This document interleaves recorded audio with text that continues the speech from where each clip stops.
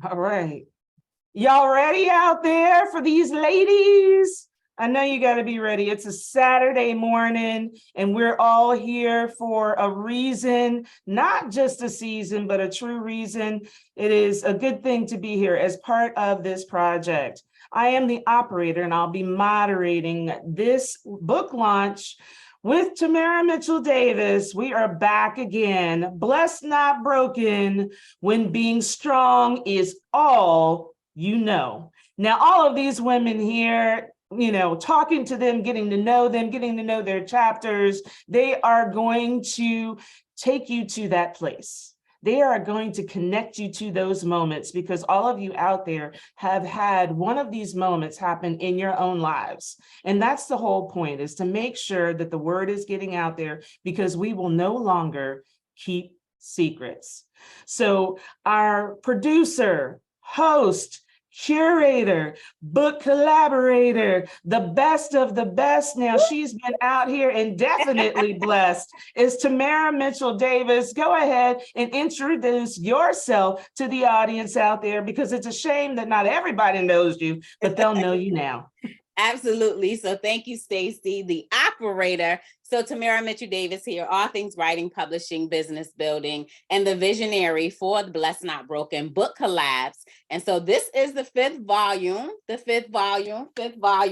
When Being Strong is All You Know. So I am honored and excited, thrilled to be here today with the ladies, as this is like official. This is the last stop for us. And so I am just excited that I get to welcome them not only to the project, the movement, but also introduce them to the world as a collaboration. So I am excited. Welcome, ladies. And I'm turning it back over to you, Stacy. Thanks so much. And okay, so let's jump right into this so that we can get to everybody. I want to start, Tamara, with the foreword, because the person that did the foreword, I actually am familiar with her, and a very good choice. And for this particular volume of The Blessed Not Broken, why did you choose April Franks? So April is my coach, my business coach. I've been working with her for about 4 years now. And so when Being Strong is All You Know, I felt it was so fitting. If you know her and know of her story, like there's been some challenges, some obstacles, but yet she is here now, walking this earth, helping tons of women, just leverage their stories themselves, their business, and really create a movement around what she is doing. So you don't have to, just pound the pavement and be in hustle mode all the time, but, just what is it that you desire to do and be okay with doing it. And so I just felt that it was fitting for her to be on this project, and graciously she accepted to help us, bring our stories to life, because sometimes being strong is all you know, and you don't know until you're actually doing it and you look back and see, okay, well, yeah, it wasn't that bad, or maybe it was, but you still persevered through it all, and now just living your best blessed life. Taking that from Nadine.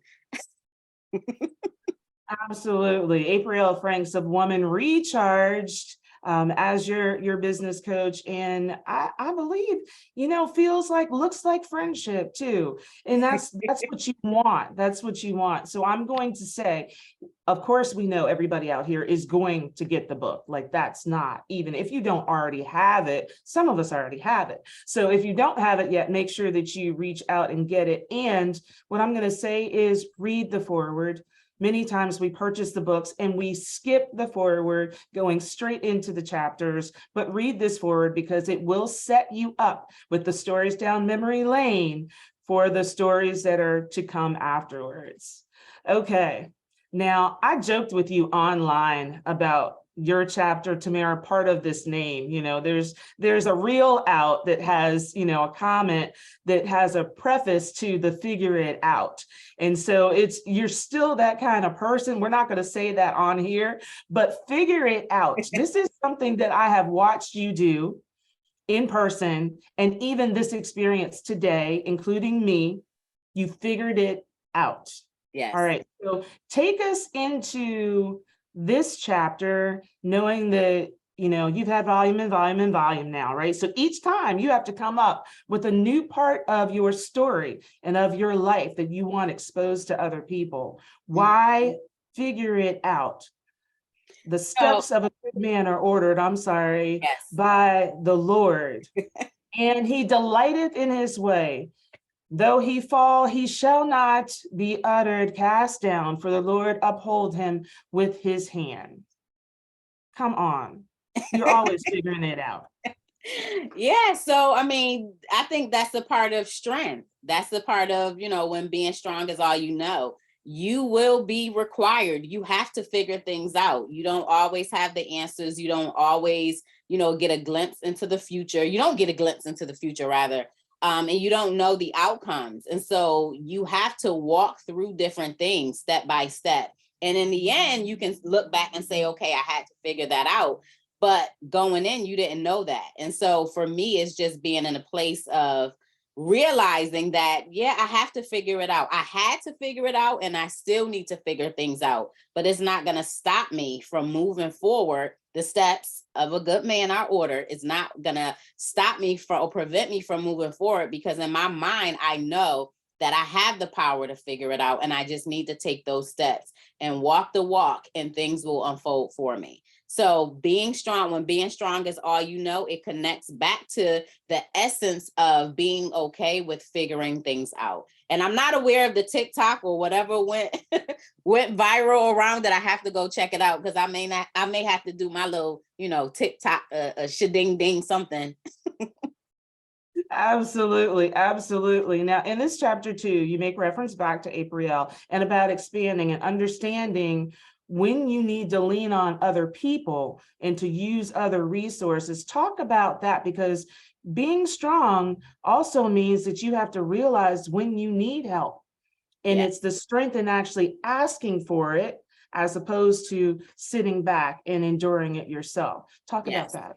Yeah, I am. I've always been independent. So that was another part of figuring things out, because it was difficult for me to ask for help. It was difficult for me to show that I needed help, ask for help, and then be okay when someone said, I can help you, because I was always and have been known as the independent person, the strong person, strong-willed, strong-minded. And so it just all it's fitting to figuring things out, the strength that we need to figure things out. But then also it takes a level of strength to say, I need help. And so that's where, you know, working with April came in, because it was some things that I didn't know. My background is business, and I had the theory part, but walking things out, understanding, leaning in, and being okay with figuring things out, asking for help, creating this network and movement wasn't something that I, you know, just woke up one morning and say, hey, you know, this is the dream. It was me walking even this out and asking for help along the way, and contracting help along the way, and just being okay with the outcome of it. So I think it's like the good recipe of a cake. You need a little bit of this, a little bit of that. And this is where we are now. Like we hear the icing is on the cake, and this is how we're showing up. Perfect. And I'm going to have you close out your part about the chapter, which is about understanding the power you possess. And with your book collaborations in all of the volumes, that is what you have been bringing out in each one of the collaborators that have participated in this. Why is that so important to you to bring out and have people understand, especially women, the power they possess?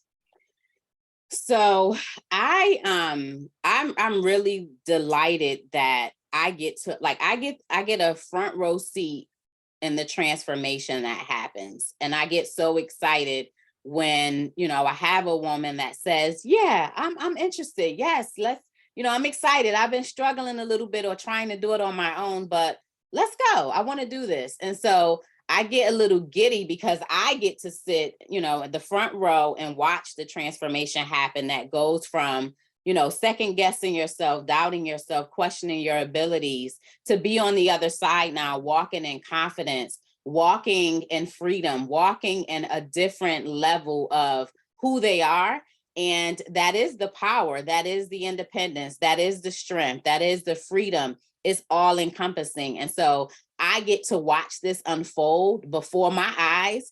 And I just watch the ladies not only support each other, connect with each other, and really build around their business and their brand based on their story. Because I am a firm believer that our stories connects, our story engages, our story can be that relatable piece for others to really know us and like know some parts of us that we may not have shared or just brought to life for others to see, but it is that connecting piece. And so for us women to be okay with sharing our stories, connecting with others, giving them a glimpse into something that we have experienced, I think is powerful. And it's twofold, because we're sharing our stories with others, but what happens within our own self is so transformative, and I get to watch it. So I hope I answered your question. I'm excited for the ladies because it's just a whole new level, not new levels, new devils, no, new level and just amazingness that has happened and will continue to happen. Yes, you did answer the question very well. And we hear your excitement and your passion about why you actually do this. All right, we're going to keep moving through the chapters, and we're going to acknowledge Tashina Middleton, who's not with us here, but with my been through is now my breakthrough. So y'all out there in the audience, you know you want to hear, and you don't get to hear her talk about it right now. Grab this book. I'm telling y'all the stories that are in here. So moving on to our next author, and I'm telling you, I had a crash course in going through these chapters, in the things that are brought up in me each and every time I do this. They take me back. All right, so Nadine, you are up. God's love is self-love. Nay, in all these things, we are more than conquerors through him that loved us. All right, you're starting this out talking about high school and bringing you through. In high school, there are still a number of people that have not truly identified God's love. Yes, absolutely. So let's talk about that. You've got a lot of accolades, your honor society, jada jada jada jada jada. So let's without giving them the story, because they got to get this book. Let's talk a little bit about why you chose that title and the relationship of God's love again at that age. I grew up knowing that I was loved. My parents loved me. My siblings loved me. And it was through provision. They always provided. And I didn't hear I love you. So in my mind, coming from a West Indian culture, I realize now that provision is saying I love you, but wanting to hear it as a child makes you question whether or not you're truly loved. And so things had happened in my past that also contributed to me thinking I was either not enough or somewhat unlovable. And so realizing, going through the chapter, my chapter, I know now that it was my lack of self-love that allowed me to accept certain things. And so that's been a theme throughout my life, not just high school, but at this point, almost 50, I realized writing my chapter that it was not having my self-love that allowed certain things to be accepted. And then it kind of snowballed. So in high school, I went through some things and I look back knowing that I've always known God and I've always known he loved me and my parents loved me, but I didn't love myself sometimes enough. And I have to forgive myself for that. So I am truly able to say that I found God's love. So that's why I entitled my chapter that. Okay. Talk to the audience a little bit about, you didn't have the realization of the love because you didn't hear the words. What kind of things lies, we're going to say, Yes. were being told at that time. You talk about after multiple lies and me turning a blind eye every time. And then we're going to have them go into the book, but take them to that moment and what you were referring to in the chapter. Multiple lies in age of my partner at the time, multiple lies and lack of availability to spend quality time with me, and just multiple lies in the actions that were supposed to be deemed as loving. And so I also realized that love is an action. And because I was accepting things that weren't really love, also the lies I was accepting because I didn't think I was enough. And so I accepted lies and things that weren't loving.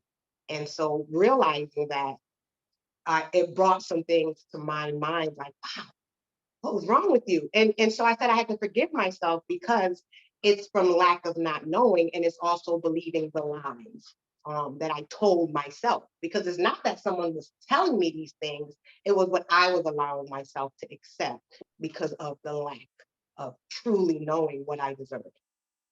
And I know that many people in the audience, as well as people in this room, have felt that before. And it's a shame, but this is why these volumes are created, so that we don't continue to tell lies to ourselves. Right. We must stop and stand where we are, acknowledge that, and get assistance if necessary, but stop telling ourselves the lies, because we're the loudest voice in our own ears. Yes. As we close out your chapter, tell us a little bit about how childbirth changed things for you. Because we hear many times that for women, that is definitely a milestone, a changing point, a point of reflection in one of two ways, or many ways. Not for everybody, it's not positive. So just tell us a little bit about how that changed you. Yeah. Having my son 29 years ago changed me because now there was someone depending on me to show them unconditional love.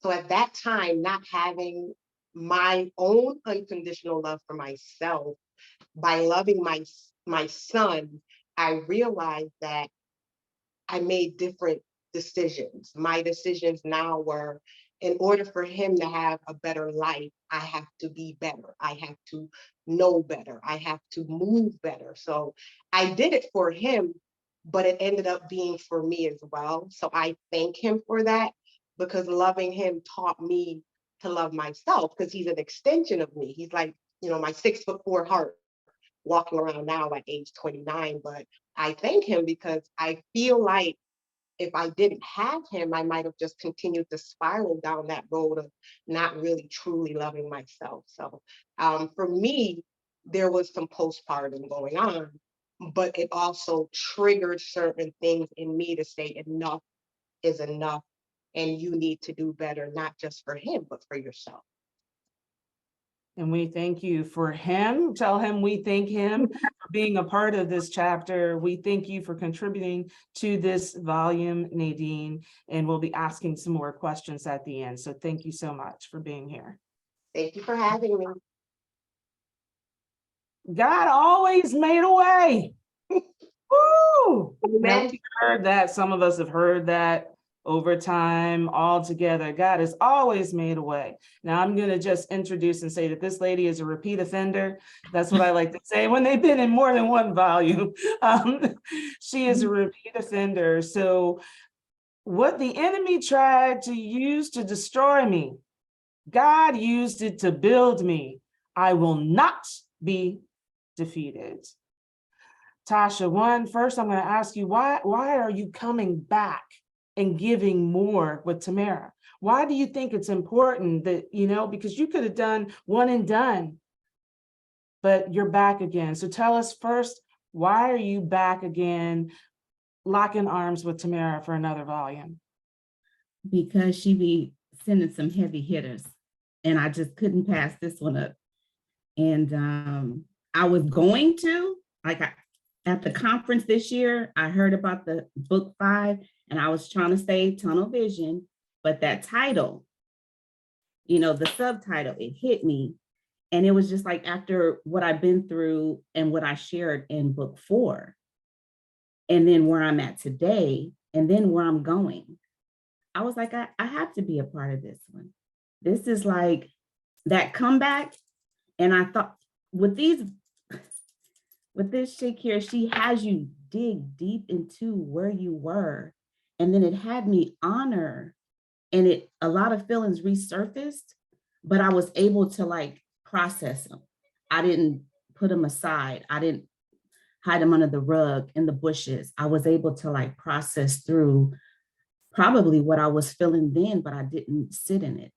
I didn't deal with it. I just was like a robot.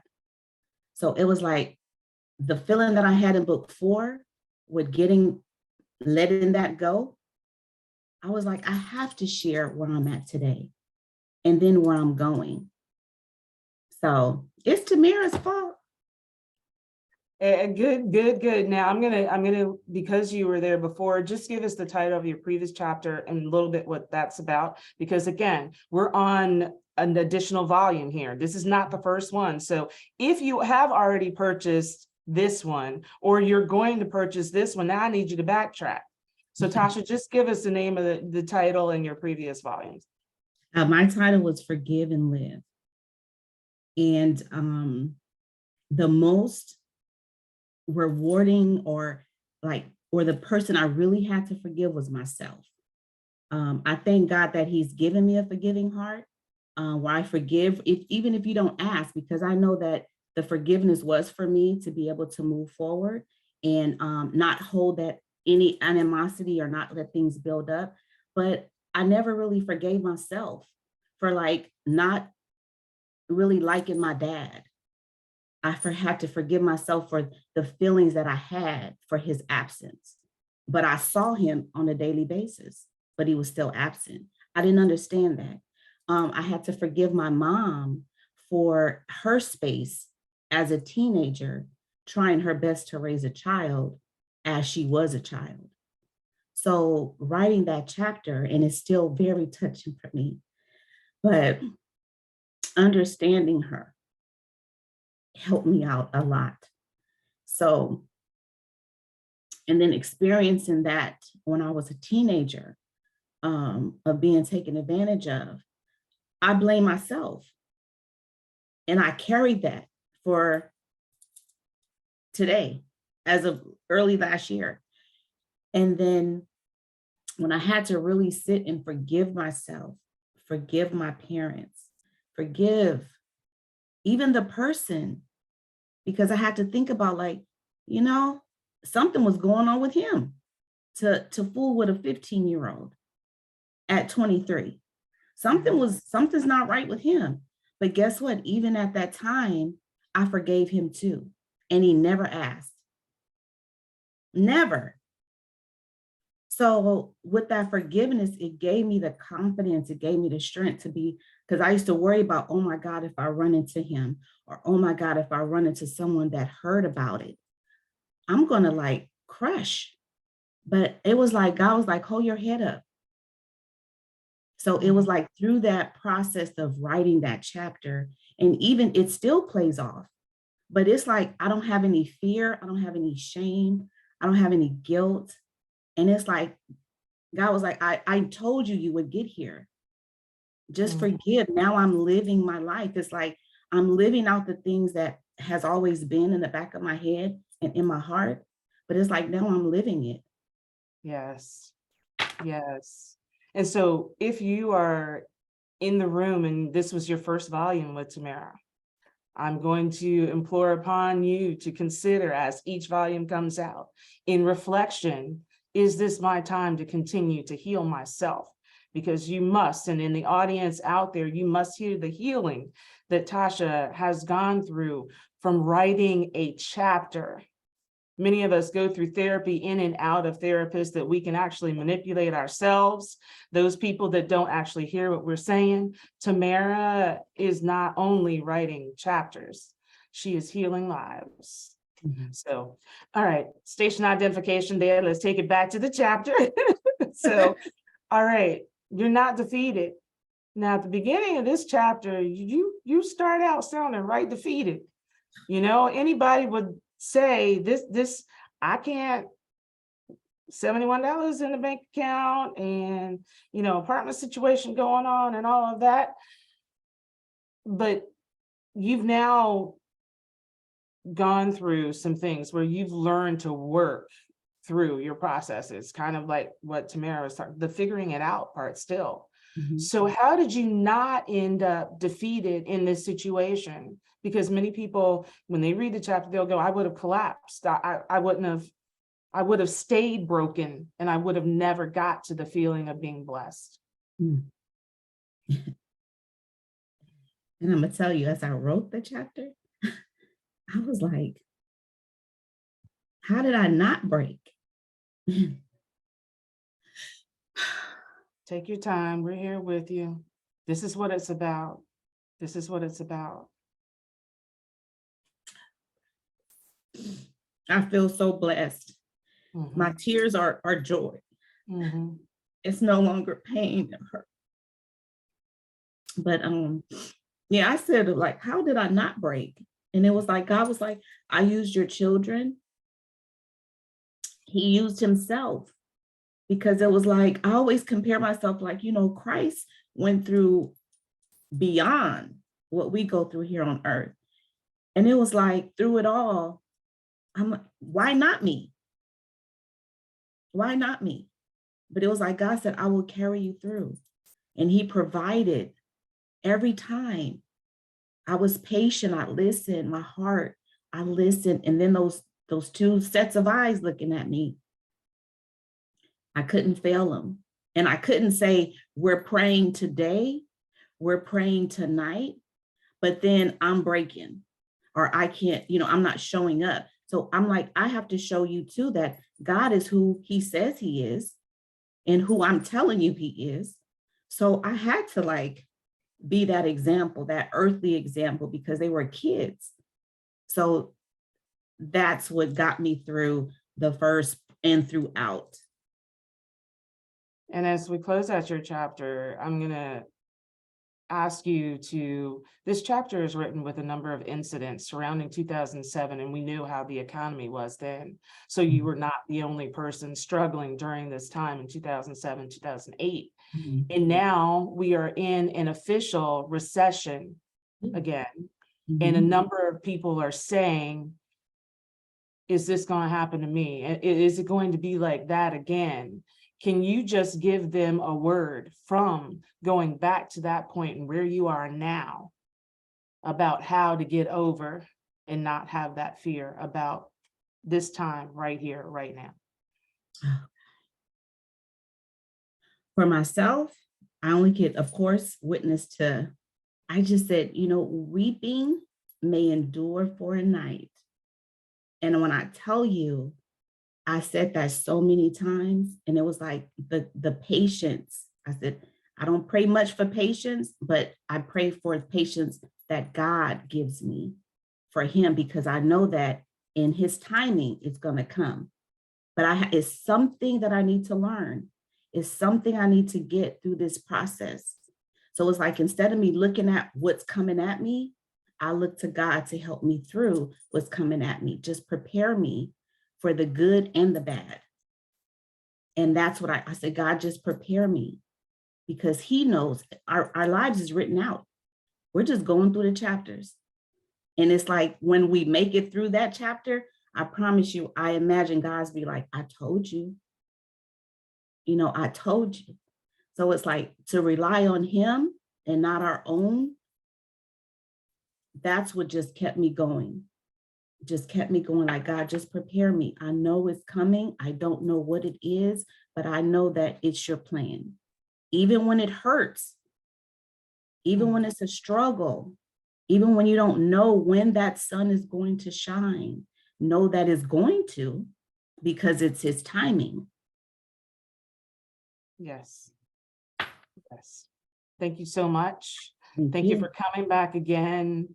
Thank you for sharing just the growth that's happened, one, by being part of that previous volume, and now again, and to provide a basis for women to say, in this time right now, right here, right now, Mhm. they're going through some things, but they shall not be defeated. Mhm. Rhonda Parsons, are you a force to be reckoned with, woman? But as far as you, ye, though evil against me, but God meant it unto good. Rhonda, you know, a lot of things people say about women that try to say they're a force to be reckoned with, you know, or even have that anywhere near them. You know, there's a lot of pushback on that. Why? Why do you find that you wanted to write about a force to be reckoned with? If you go ahead and unmute yourself so everybody can hear your words.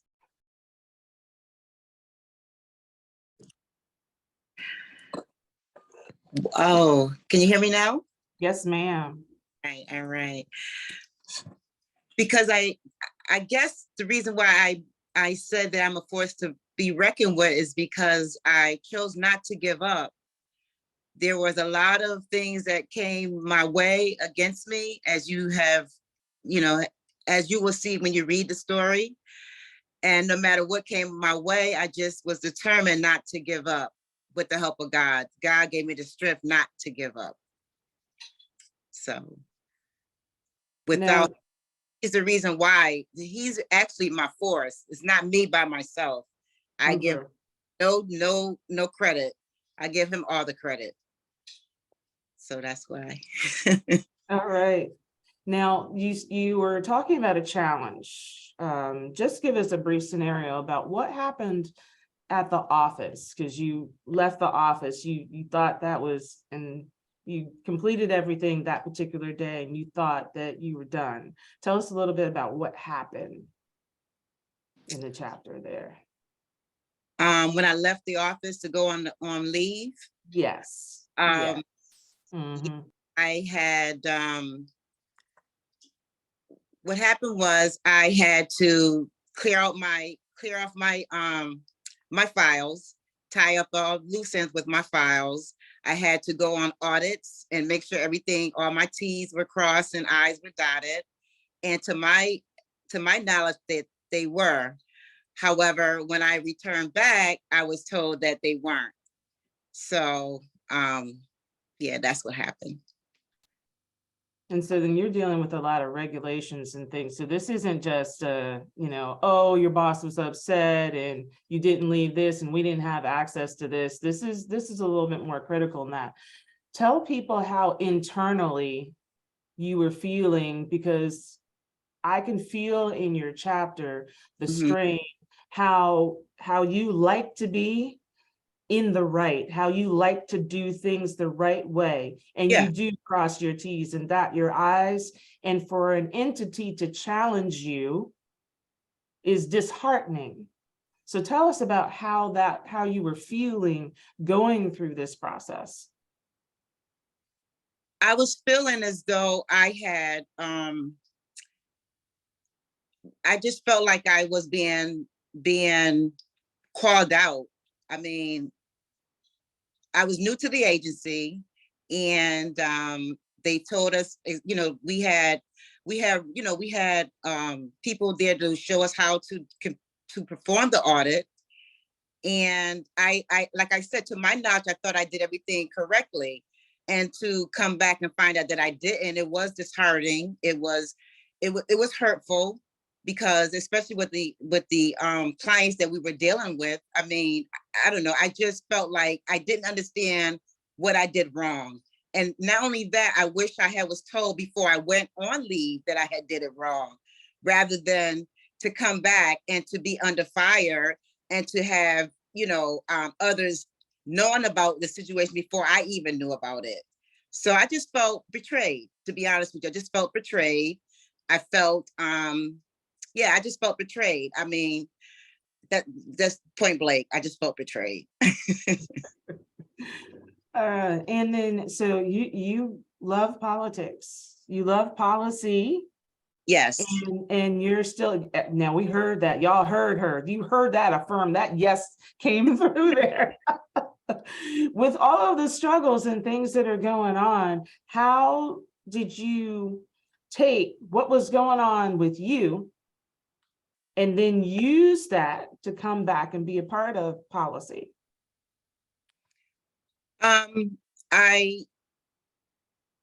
I ran for office as a union rep within the agency to help others who were also going through, you know, being mistreated and their rights being violated. So I used that platform.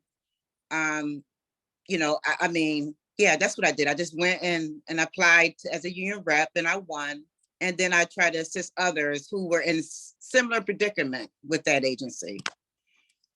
So as we close out with your chapter, there are women that are right now at their jobs with scenarios that are going on that they're not speaking of.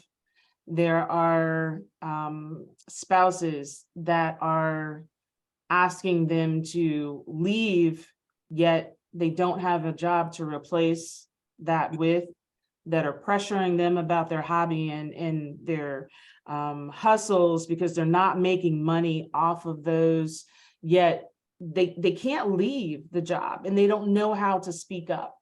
So as somebody that is an advocate for people that have been in that position, what is your advice to them about how to speak up or who to seek out to assist them to actually be able to have a voice?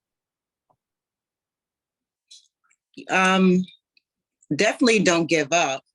Don't quit under no circumstances. And I believe that there is someone always there to assist you. I mean, even though I was new to the agency and I went through what I went through, I still was able to connect with my union rep as we were talking about what was going on. And she kind of encouraged me to run. So, I mean, I feel that everybody has a voice and that, you know, under no circumstances do you quit. You know, I mean, there's a way. So I just feel that there's always someone to turn to talk to. Thank you for that. Thank you for being that example and being that voice for others now. Thank you so much. You're welcome. Lourdes Charles. Beauty in my brokenness. It just, ooh. And I felt that when I said it. I felt that when I said it, along with your name. The Spirit of the Lord is upon me, because he hath anointed me to preach the gospel to the poor. He has sent me to heal the brokenhearted, to preach deliverance to the captives, and recovering of sight to the blind, to set at liberty them that are bruised. I almost feel like we could just drop the mic behind her name and the chapter name in that verse. Lourdes. Why beauty in my brokenness? People say that's an oxymoron. Those two don't go together. Tell us why they do. Those two go together because that scripture tells it all. You know, every time I see that scripture and it says that he comes to heal the brokenhearted, I always find myself there when he comes for the oppressed and for those that are bruised. That's the beauty in the brokenness. And for me, the beauty was that in my brokenness, I found myself, I found my purpose, and I found my voice. And that's the beauty of the brokenness. Ooh. Okay. Your name, as I said before we got started, is I relate. I had a friend in school whose name was Lourdes, and I went to a Catholic all-girls high school. So this chapter was very touching to me. Tell everybody about the start of the conversation that starts this chapter out. And of course, we want them to read it, but tell them a little bit about how the story starts out, because it starts out about Lourdes, France. Yes. Lourdes is a saint in France that people go to get their healing. They come from all over the world to get their healing. And the thing that I found surprising in my name is that it's a miracle. I find myself being a miracle because I am the only daughter of my son. My father has 4 sons. I'm his only daughter. I am the only child of my mother, right? So I always find myself in these unique places. And that's back again to the beauty of it all and how it all makes sense. My name, the miracle. And my dad, I'm his first child. He didn't know he would only have 1 daughter. And the beauty of that miracle is just amazing to me when I think about it. Tell us a little bit about now. There's another connection because my daughter's godmother is Panamanian, and they are Panamanian by way of New York. And so each time that Tamara does this, there is always some connections in here for me. So I know the connections are happening in the audience. And so if they just get the book, they can be taken back to moments that they can rectify for themselves. But there was that barrier and of the language, and that brokenness too creates a lot of isolation, a lot of separation. So tell us about that experience, because you've written about it, because you've got English and Spanish, and then even as we listen to you now, it's kind of like, well, what's her dialect? So tell us about that. Yes, when I came here from Panama, because I was living in so much poverty that my father, after he got married, he went to visit me and he realized that I was living in extreme poverty and he wanted to do something for his daughter, and he came to get me. When I came to New York, there was no ESL at that time. So I had to learn the language through very difficult means. And that's another part that took away my voice, because every time I would speak, someone would laugh at me, right? So my skin color does not match the language. And that contradiction, that conflict had me with low self-esteem, very shy. And I always wanted the background because I did not want to use my voice because the accent, and you speak Spanish, but why are you that color? And all of those things that played in my head. Yes. Yeah. But you overcame it. And we can hear the beauty in your voice, the beauty in your dialect, the diversity, as well as the inclusion together in one. So as we close out this chapter, for those people that have been set apart, for the women that don't feel like they fit into the community, or that their parents have given them a model of what they were supposed to be like, but that's not how they turned out, but the identity that really is in them is what it's supposed to be. Just give us a few words to those women. The word I would say to you is that don't give up. And if you have any young people around you, teach them that they don't have to experience the pain, because I'm a big believer that experience doesn't always have to be the best teacher. Instruction can be the better teacher. And with my daughter and my children and my granddaughters and my grandchildren, I always will teach them that use your voice. And I love this quote that says, say it even if your voice is shaken, but say it. Thank you so much. Thank you so much for your experiences and your endurance, and for sharing as part of this volume. Thank you so much for having me. Another acknowledgement here is Finding My Voice, Focus and Identity, Shanika Wallace. Thank you so much for your contribution to this volume as well. A lot of talk about identity and self-description, the things that women struggle throughout their years. Even when they think they have it, there's still a question and the alignment that has to happen all the way through. And these volumes will take you back. If you need a point of reflection to say, I don't know what to focus on, like I'm not sure. I'm 54, and I could take each one of these volumes And if I said I want to go back, I don't know where my triggers are. I don't know where I may have things that are hanging over my head that I have not brought to the forefront. Take you out one of these volumes and you can check yourself. Believe me, believe me. We have another, Shelley Crow, Rising from the Ashes. Thank you, Shelley, for your contribution. We've heard many stories about the Phoenix, but I don't think that you've heard a story like this one. So make sure you check out the book and her chapter. Sakina. I'm here. This is Yes, Michelle. ma'am. Another repeat offender. No, this is Casey, Michelle. that's I'm Oh, Michelle. I'm sorry. Yeah. I'm sorry. Oh, okay, okay. Hold up, hold up. All right, hold up. Name wise. So, okay, Sorry. my bad. See, Shelly, Michelle, got you. Ooh, we get See, that's my bonus. Okay, okay, okay, okay. So, rising from the ashes. Remember, life circumstances are only temporary and not meant to be a life sentence. Can we say not meant to be a life sentence? Sometimes we sit in it too long, right? We sit in it too long. We don't know how to get up and move around. Shelly, rising from the ashes. What ashes? What kind of thing you had going on? Come on, I need you to just tell the people. Look, they got to come read the chapter, but tell the people a little bit about your situation.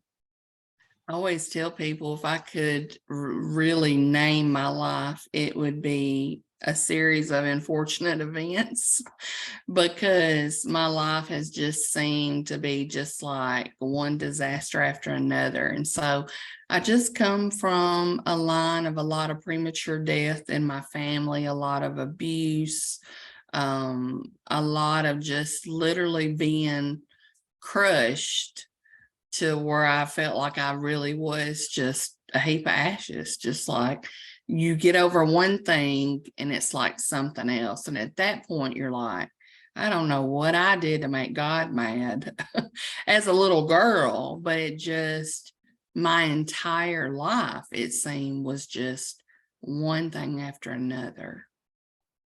I'm going to go to the same time frame.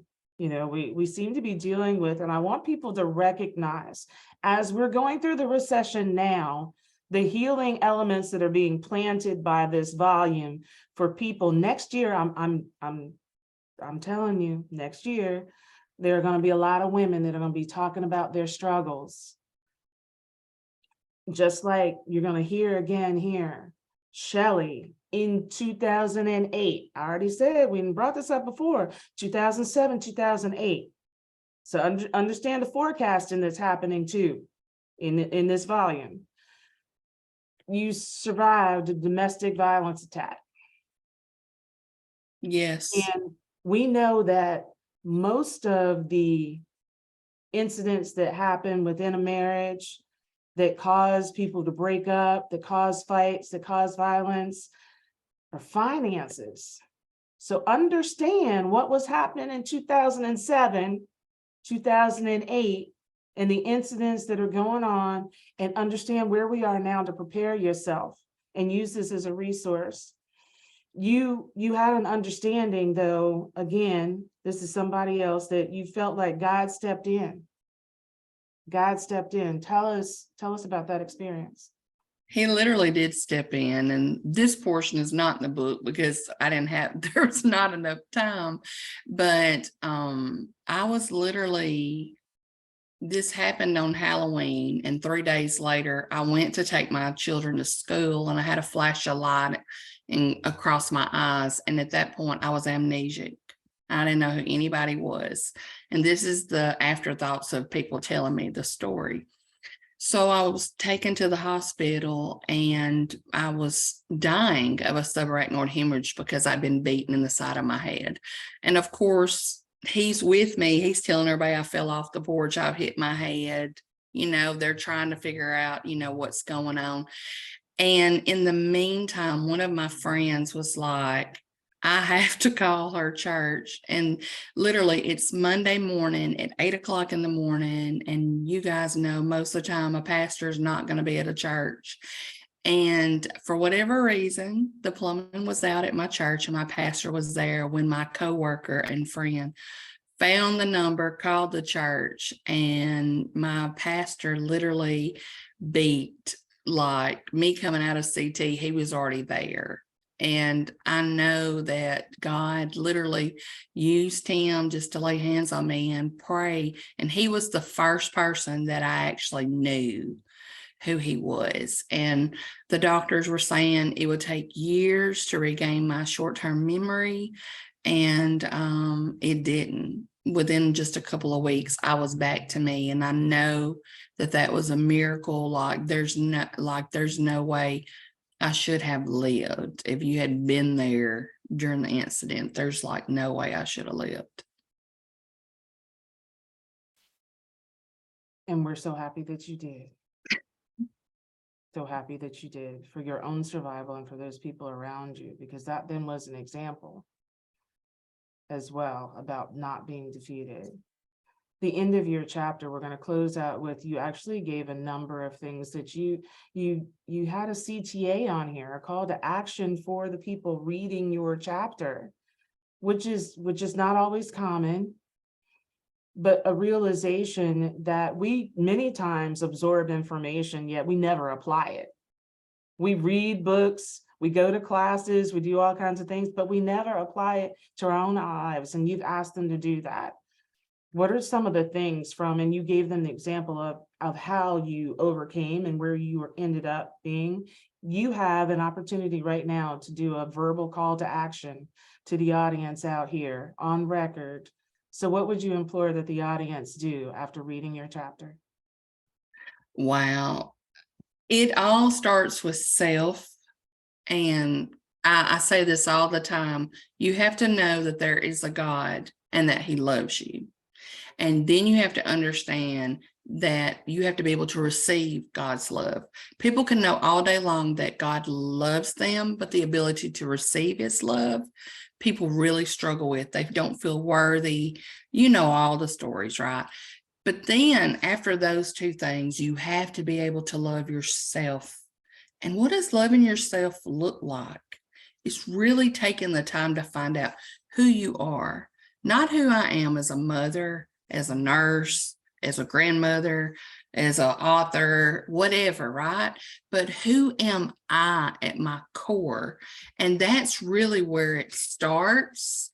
And it's not always easy to do. Like you have to find out. For me, it was read the book, where I started, where I ended.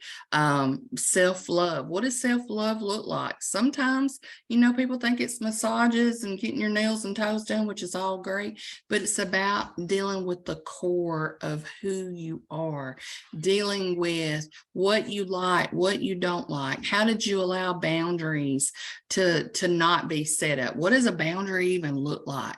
And then for me, it was learning eating well, sleeping well. I was a workaholic. I was ambitious. I have 4 degrees, and I just kept saying, oh, but it was me trying to be good enough for me. And so it's really reflecting, taking a self-inventory of where you're at, where you want to go, and how do you get there? We all get there a different way. And I would like to tell you it's easy, but it's not. And having those hard conversations with yourself in the mirror is where it has to start, and knowing that you are enough. Yes. So thank you so much for that. Thank you so much. All right. Now, Sakina, a mother's strength, another repeat offender. Thank you for being here with us. You may encounter many defeats, but you must not be defeated. Again, you all, not being defeated. In fact, it may be necessary to encounter the defeats so that you can know who you are, which Michelle just spoke to, and what you can rise from, reference to her chapter as well. See, I want you to understand how Tamara placed these chapters. This is not an accident. This is by design. Understand, follow this, and how you can still come up out of it. Maya Angelou. Sakina, I'm going to ask you first and foremost, why have you come back again to participate with Tamara in another volume? Tamara's just amazing to me. You know, I enjoy working with her. I enjoy her feedback and how she has a way of pulling things out of me that I didn't know was there. It's like I get the chapter and I'm like, oh wow, like this is a really good read. You know, it's like, wow, I didn't know I had that in me, but it's because, you know, she asks those questions. She really like pushes you to your full potential. And it's just been amazing working with her over the last 2 book projects. Thank you so much for that. All right, so a mother's strength, and most people are saying if they're a mother, they already know.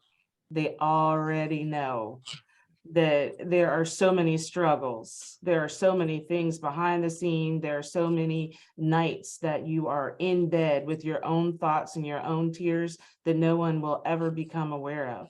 Why did you choose that topic for your chapter? So from the moment I got pregnant with my daughter, right after freshman year of college, so many people were like, how did you finish? Because everyone was saying that I had to drop out. You're going to have to drop out. Taking care of a child is hard. You're not going to finish your college career. And everybody just was like, how did you do that? Like, you had a baby and you went straight through and finished college. So I felt like this was a great opportunity for me to encourage another young mother I was 18, 19 years old, to just keep going, to just keep pushing. It is very much possible to continue to live your life and have your dreams, even if you do get pregnant at a young age. And this pregnancy wasn't a standard pregnancy. It wasn't just an easy, okay, and go through the trimesters. You actually had some difficulty with the Yes. pregnancy as well. Talk a little bit about that, because again, we're touching people that say, you know, this is just me, or they're saying, they did say, well, why did this happen to me, God? And so now you're on the other side of it with a different understanding. Talk about how you were feeling at that time, because you already had the pressure of family, you had the pressure of school, and now there's difficulty in the pregnancy. Take us there a moment. Yeah, so of course I was young. I was 18. I was terrified. I'm like, you know, something's wrong with my baby. Like, what could I have done to make this happen? And I beat up myself a little bit when I was pregnant with her, because I'm like, something's wrong with her kidneys. Like, I drink water all the time, you know. So for them to say, you know, she's going to be born with this kidney disease, and then to later on find out that the kidney had to be removed from her. It was a lot at a young age, but my support system was amazing.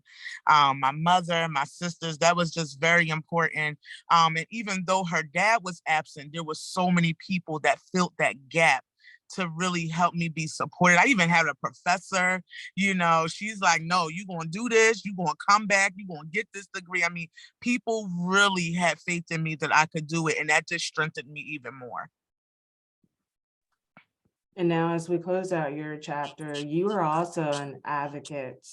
You've co-authored in 2 other books, and you are a life coach for women transitioning out of domestic violence, a supporter of children with autism, so many things. So again, to the audience right now, we're talking about being a voice and being an advocate and not sitting in silence, because there's so many people around us that are suffering with the same things, and they're saying, no, it's just me.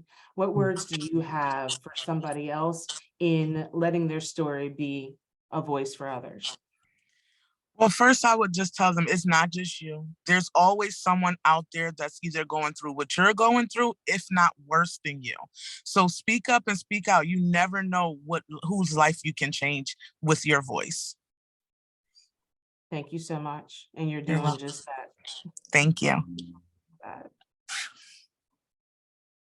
we've heard about making sure that you acknowledge who you are. And to the audience out there, thank you so much for still being with us. The expectation was about 60 minutes, but this one has definitely been more touching. And we've wanted to make sure that you've gained some knowledge and touched yourself with this. And with this chapter, we're going to take it from where Michelle said to understand about yourself.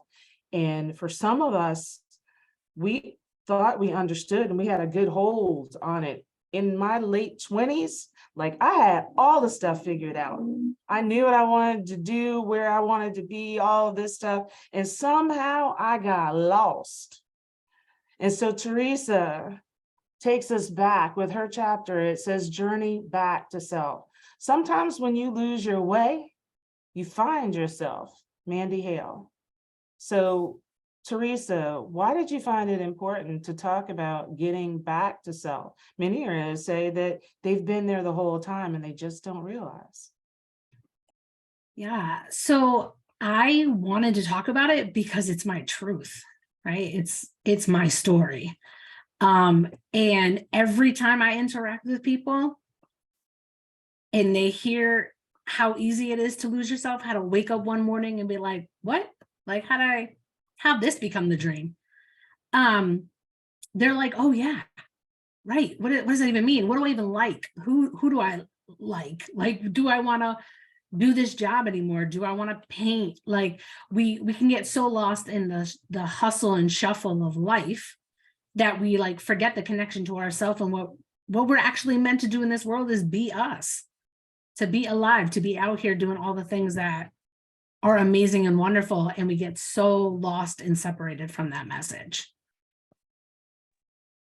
And so tell us about one of the times that you mentioned in the chapter where you realized that you were not where you thought you were. Yeah, so I had significant losses back to back. Both my parents had passed, and I was a young, I think I was 29 when my mom passed. I was 30 when my dad passed. I had a child that was 2.5 and a 6-month-old by the time my dad passed, and thought that like I was doing everything right. Like I had a house, not a lot of money. I worked in nonprofits. There wasn't a lot of money, but I thought I was like, oh, this is the path I'm supposed to be on. I had a college degree, I got married, I have a house, I had kids, I have a career. And when I lost them, I lost my foundation, right? It's a terrible club to be in, but the orphan club is a real thing, and you don't know it until you're a part of it. And it shakes you. It changes everything inside of you. I don't care how good your foundation felt. You have losses like that, and it changes you, because here are the people who came together to create you, right? And so I was super lost. And I like I said earlier, I woke up one morning and I was like, what's happening? Like, who am I? How do I show up in the world? What is this mask that I keep wearing to make other people comfortable? While silencing, like Lourdes said, right? Silencing and making myself quieter. And for most people who know me, I can show up real well in a room, right? My mask was perfection. So nobody was watching me slowly fall apart. Nobody was watching me lose my mind and not know how to take care of myself, right? I showed up to work. I did a great job because that's what I thought I had to do. And once I gave myself permission to feel the grief, to move through the grief, to decide that I wanted to start over, there was no stopping the starting over, right? And that's when I was like, oh, I get to show up messy, imperfect, a real person, because I'm meant to be a human being here. And I don't have to be fake. I don't have to show up to make other people comfortable. My life is not about theirs. Like, this journey is mine to bring people with me, but I don't have to silence myself or make me smaller in order to ensure that they have a great day. And that's what I was doing. And when I got all that jumble and all that, the shake and the quakes of everything coming from that grief, I was like, oh, I'm gonna put that down. Like, I'm not interested. I'm not subscribing to that anymore. Like, this is not a part of my life I'd like to continue. And the gift of finding my authenticity, bringing myself back to this. This is the dream life I've always wanted, and I'm working on creating. And so now I get to do that.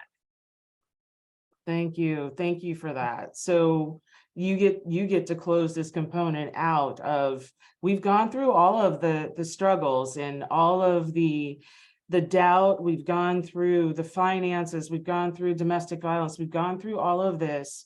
And then you're going to bring us back and understand these chapters are in order by design, y'all. Bringing oneself back to self. So closing out, what would you say to the woman that is attempting to superficially hold it all together? Mhm. Being, like we talk about functional alcoholics and functional, there are a lot of functional disorders, right? Yes. Exactly. What would you say to them being part of this project and being part of your own journey right now? Oof. I mean, first and foremost, I just want them to know that they are loved and they are seen and they are valued and they are appreciated, because I know what it feels like to feel none of those things. And that's why I changed my life, right? Because I didn't want to feel that anymore. And to touch on a lot of things that these beautiful, amazing co-sisters of mine have said, you have to remember that you're worth this investment of life, right? You have to know you were here for some reason, right? Everyone knows the quote, I survived 100% of my bad days, right? But for what? What are you here for? And so able to ask that question and hear the answer, you got to be willing to know that there could be a different answer for you. That if this doesn't feel good every day that you wake up, it's not actually meant for you. Is it easy? No. Can everyone just change it? Absolutely not. Like, that is not the way our world is designed, unfortunately. There are a lot of systems that are keeping us broken and stuck because that's what they were actually designed to do. And so being able to find support, trust people, know that your authentic voice in who you are as a human being is valued and purposeful and has meaning, and showing up that way, even if you think you can't, is how you start making moves towards it. And if you don't have the right people, if your folk are not the right ones, find better people. Because there are people who are going to be real comfortable with keeping you just as low as they are. And those are not your people. So you need to find new ones. And if you need a new one, I'm here. I'm available as a cheerleader. Absolutely. Thank you so much for lending yourself your support, for wrapping us up. And then, of course, you all know out there in the audience, you've already heard these authors, and we're going to go around robin with them and give you again their names and their chapters, where you can find them. And then for the authors that are here, I need one thing from you. I need you to tell me just quickly in a couple of sentences, how was it to work with Tamara? Because I want to make sure that that's on the record, because this is probably the best part about this. You heard the repeat offenders, and then you've heard from yourselves as to the experiences and the light bulbs that have come on. So I'm going to start back up at the top. God's love is self-love. That chapter, Nadine Nicola Green, if you'll tell us, where can they find you and how was it to work with Tamara? Okay, I can be found on Facebook at Nadine Nicola. It's my first name, Nadine, my middle name, Nicola. And then I'm on Instagram and also TikTok as Driven Diva 333. So that's DRIVEN DIVA 333. And I can be reached via email at Access Green Nadine, my life coaching business. So that's just ACCESS, last name Green, GREEN, first name ADINE @gmail.com. And I think that's all my contacts. Working with Tamara was amazing. I don't really have a better word than amazing, phenomenal. Just she's awesome because she connects. And that for me was the reason why I chose to work with her and go into Pen the Prophet. There was a connection that I knew this was divine. This was God. allowing me to connect with her. And so I know my steps are ordered, and I didn't know how I was going to do it. I didn't know how I was going to afford it, but I knew I needed to, and everything else fell in place. So I can tell anyone that's considering being a part of a book project with her, do it. Figure out how you're going to get it done afterwards, but take that leap of faith because it's worth it. It wasn't only therapeutic, it was rewarding, it was meaningful, and just even the connection with the other co-authors. It's really a movement, it's a sisterhood, and now she's doing books with men. So you're going to be a part of the brotherhood because this is bigger than me, than Tamara. This is definitely God's work. So I'm amazed. Thank you so much for that. Next chapter, God Always Made a Way. Tasha S. Bird, repeat offender. Where can they find you? And how was it to work with Tamara again? When you say repeat offender, I feel like a good criminal.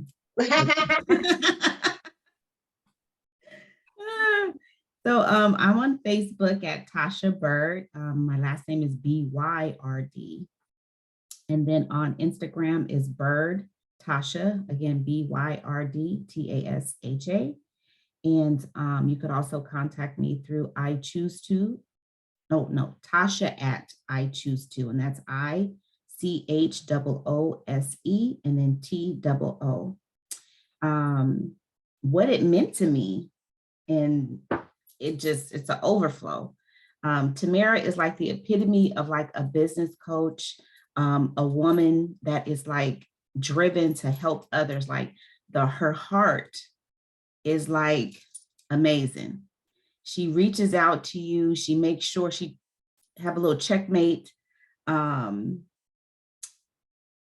It's like God sent, because some of the stuff I haven't told anyone, she comes with some stuff that only I've shared with him, or that he's placed on my heart, on my mind. It comes through her. You know, I always say he used other people to bless other people. Here you go. And for her to share her knowledge and to welcome you, no judgment. If you don't know something, it's not like, oh, you should know because you're older, you should know. No, if you don't know, we're going to find out together, or here it is. And then you have to work it. One thing to learn, you have to work. You know what I'm saying? What she provides, you have to work it. That's how you get results. That's how you elevate. That's how you evolve. That's how you become part of the game changer. You know, for yourself, for your family, for your coworker, for whomever you come in contact with, to be that better person. So then you encourage them to be that better person. So I'm just like grateful. I mean, I've always been a person to stay to myself because I was always particular. Like, if you can't bring no good stuff to me, like as far, even your personality, your mood, if your mood is not on the right path, like I'm good because I was good with myself. I'm content. But to open up to like this type of platform and meet other women that on both ends shared some of the bad, and then to experience the good with these women is just amazing. So I'm just grateful that I took that step and clicked request to be her friend and welcome me into the book club. It was just amazing. And I just encourage those who are listening to follow your dreams, follow your heart, but first, always pray and ask God for those directions. Sometimes we don't like it because it's uncomfortable, but it's for you. So just trust him.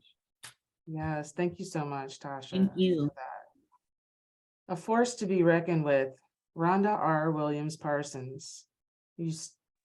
Welcome back. So tell the good people where they can find you and a little bit about your experience of working with Tamara. Sure. On Facebook, Rhonda Williams Parsons, and on Instagram, Rhonda Living My Best Life. And my experience working with Tamara has been definitely amazing. She is She will push you to your limits. She will challenge you. Her and I went back and forth a few times, but it was so, we went back and forth a few times because she wanted me, she was digging, making me accountable. And I just, the experience was amazing to me. It was memorable. I am so glad that we connected.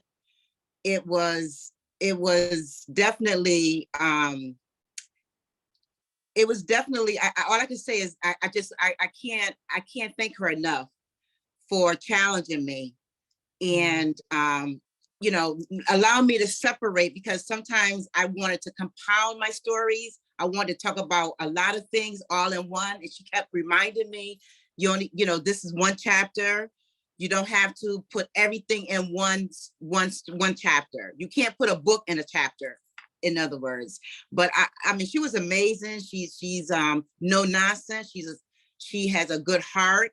And like Taja said, if anybody wants to have that experience of having a sisterhood, the collaboration with other women, just pulling us all together. You know, I just love the unity in her, and she has a heart of gold. I love her. I really appreciate spending the time that I did with her and getting to know her one-on-one and collectively with my sisters. Thank you so much, Rhonda, for that. Beauty in my brokenness. Lourdes Charles, where can they find you? And tell us a little bit about your experience in working with Tamara. Okay, I can be found in Psychology Today, Lourdes Charles, on Facebook, Lourdes Charles. Working with Tamara, you know, we have the saying that says America's best kept secret. Tamara Mitchell Davis is the kingdom of God's best kept secret. And as she says, she is CEO wife, I say she is a midwife, right? Because she helps you find the story. She helps you. And not only that, it's a Christian-based story of foundation. It's a story of victory. The stories are not stuck on just the past, but the stories are stories of praise, stories of winning. And we're not stuck in the challenge. We can speak of the challenge. We can identify the challenge, but we are victorious. And that's where the blessing lies. And working with Tamara Mitchell Davis, she's America. She's the kingdom of God, best kept secret. She's preaching through pages. She's preaching through pages, and she's giving women voices that need to be heard. And I bless her for that. And she's anointed in what she does. Thank you so much, Tamara Mitchell Davis, for inviting me to the conference. And I prayed and I asked God, is this for me? Because I'm a very fearful person. I always think about what others think. But I said, you know what? I think I need to do this. And then when you opened up and you said, no more secrets, no more silent sufferers, no more silent sufferers. Thank you again, Tamara Mitchell Davis, for this opportunity. The kingdom of God, best kept secret. Y'all gonna have me crying on here. Rising from the ashes, Michelle Shelley Crow. Where can they find you, darling, with that accent? And then I love it. I love it. And then tell us about your experience working with Tamara. So on Facebook, my personal page is Michelle Crowell. I have a ministry page group that is Arise and Shine. Instagram, Arise and Shine. And LinkedIn, Arise and Shine. Excuse me. LinkedIn is Michelle Crowell. And then Shelly Crowell72 at gmail.com. I think that's all of it. My experience with Tamara is I just love her, and she knows every time we talk, we have church and I'm usually preaching, but 2 years ago, I had an amazing opportunity. Somebody on Facebook that I was just connected to online was talking about this writers conference. And I was like, well, where are you going? He's talking about Connecticut. I was like, ooh, that's like nowhere, like on the other side of the world, you know, from Alabama. And the Lord just kept impressing me, you gotta go, you gotta go, you gotta go. And so it was literally like less than a month from the conference. And so he made a way that I jumped a plane and I went, and it was just an amazing opportunity. And I just felt instantly connected to her and a couple other ladies there. And so I joined the programs and I went through, but I was just like, I really don't want to start a business. I'm already a published author. But when I went back to the conference this year, when I left, I was like, you need to tell your story, like not just in your circle, but to the world. And so I think Tasha said it best when she said the heavy hitters, like, girl, you need to get this project. And so I just said, fine, I just surrendered, right? And so the thing that I love most about Tamara is that she's just real. In this day and age, and with women, and especially, different races, sometimes there is, I don't want to say a fear, but there's like a disconnect or a distrust. And I love that Tamara has just been like, hey, come on. And so it's just been a wonderful experience. Like, I've already bought my tickets and everything for the next conference. Like, I'm just like ready to go. And it's all about supporting each other in our endeavors, just showing up, because a lot of us are so independent. We've been taught we don't need anybody, but we do need one another. And it's just a different feeling. I know all the ladies can attest. It's a different vibe. It's a different feeling. I feel like I've known a lot of these women for a long time, even though I haven't. So she's just, like Lorda says, she's definitely kingdom minded, and God is using her for that platform as a voice to the nations. So Ooh, journey back to self. Teresa, tell us where they can find you and about your experience with Tamara. Sure. So you can find me, Teresa Nieves, on Facebook. I also have a group on Facebook called Finding Authentic Joy. On Instagram, it's TN_coaching. TikTok is TN Coaching. My website is teresanieves.com. So holler at me, because I always want to say hey to folk. So make sure you say hey. And Tamara knows I love her, because we ran those nonprofit Board of Education lives a long while ago, but like actually got close on the side parts of it, which I think has been awesome. But when I talk about needing to feel seen and valued, like that's what Tamara does for me. She will always be the person who's inviting me along, asking if I want to do something, believing in me before I believed in myself. She had me as a speaker at her first Pen to Profit conference, which was amazing. And it was the first time I got to show up as a presentation on me. And it was like, oh, I think I like that. Like, I think that worked really well. And so she lends her belief in me till I could show up for myself. And so I'm much appreciative of it. I absolutely love that. I want to say on my behalf, and I know that Tamara is going to say on her behalf, but on my behalf, it has been a pleasure to share this stage, to share voices, to share stories, to share wins, and to share glory with the people here in the room on the Zoom, and for those people out there in the audience. Thank you so much, Tamara Mitchell Davis, for inviting me back.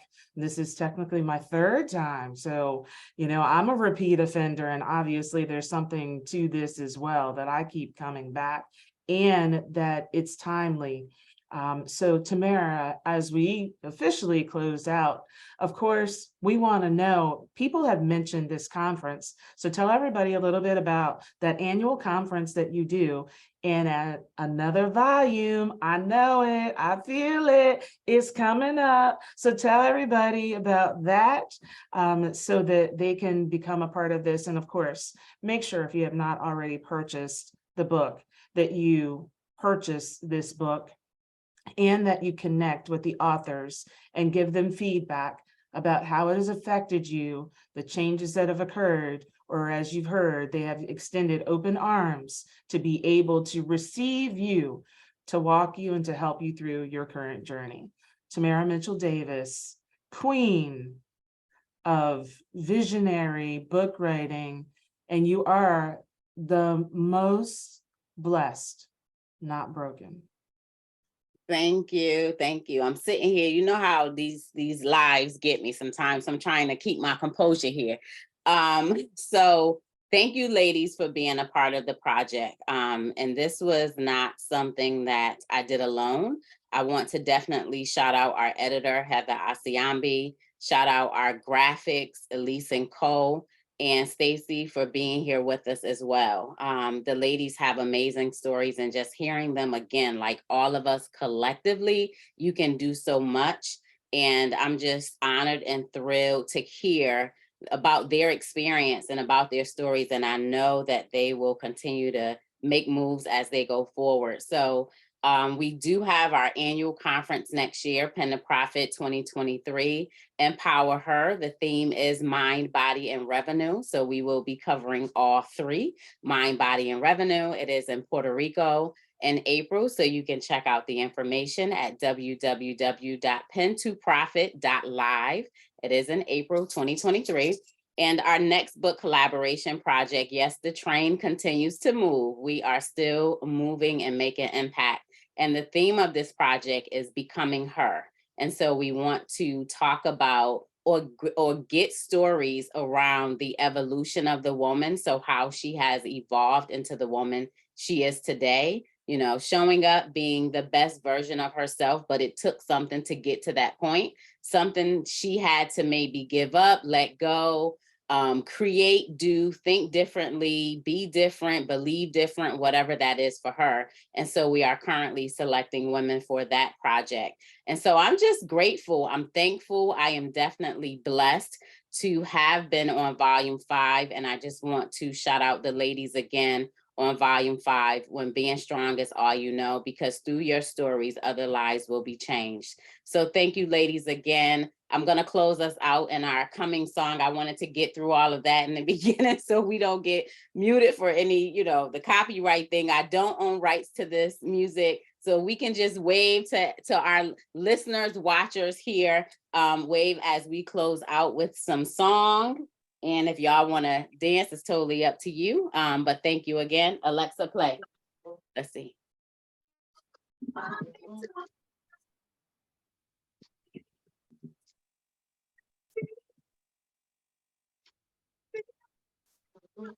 Thank you all.